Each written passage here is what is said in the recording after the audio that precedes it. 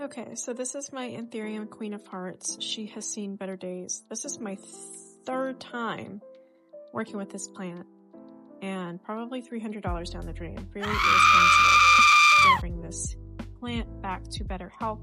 When it's time to repot it, I will probably use a very chunky mix. So cocoa husk, leca, perlite, charcoal, etc. This mix that I made was the,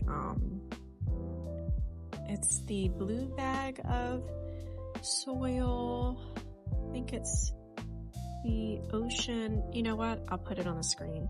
I used that alongside oyster shell powder, additional perlite, and orchid bark to make it.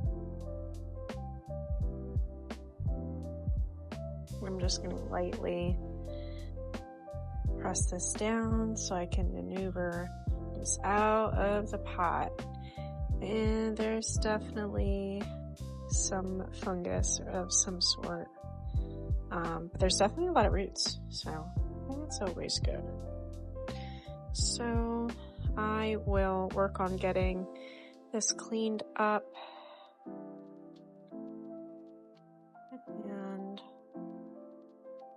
if there's anything that it's unable to utilize and taking energy, then I don't want it. It's definitely pretty damp. So now I'm wondering if I'm making a mistake, like messing with it. Oh gosh. All right, I'm gonna come back after I get this all cleaned up. See me?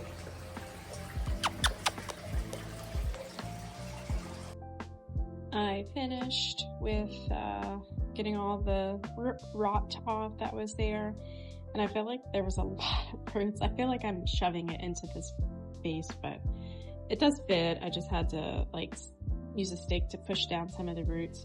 I'm gonna fill it about maybe here of water, and then add prop drops, and then place it back into the cabinet, and I hope that this leaf comes through. I did see another shoot as well, which is right there. So not bad. I wanted to make sure I cut off any rot or anything like that. So I'm going to fill it up and add some prop drops in here and leave it alone for a little while so it can maybe just produce some leaves, and then I will pot it back up, but I'll pot it back up in a very chunky mix. So I'm gonna go do that real quick and I'll be back. So we're gonna add our prop drops in here, and you know, when it comes to the directions, it just says to add 4 to 5 drops for 16 ounces. I'm gonna be honest, I'm going to add a little bit more than that, probably. Excuse my dog. Okay.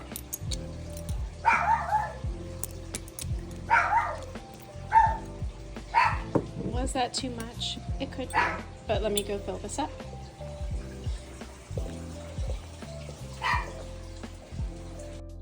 And just to even take it up a notch, I'm going to use this good, nice filtered water, spring water, just in case. Because I don't know, better quality water, right? All right, I'll stop right there. So it is right here. Cool. So it like stops here, so it's not going to develop like any more rot. Okay, so I'm going to go ahead and place it back into the cabinet. Excuse me. This is the Millsbow Wide. Okay, let's see where we'll place her. I did have her down here on the bottom, and I probably will keep her there.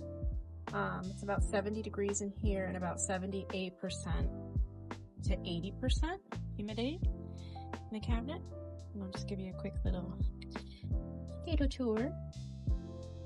And I hope that anthurium leaf right there in the middle comes out a little bit better because it's looking a little wonky. They all look wonky lately.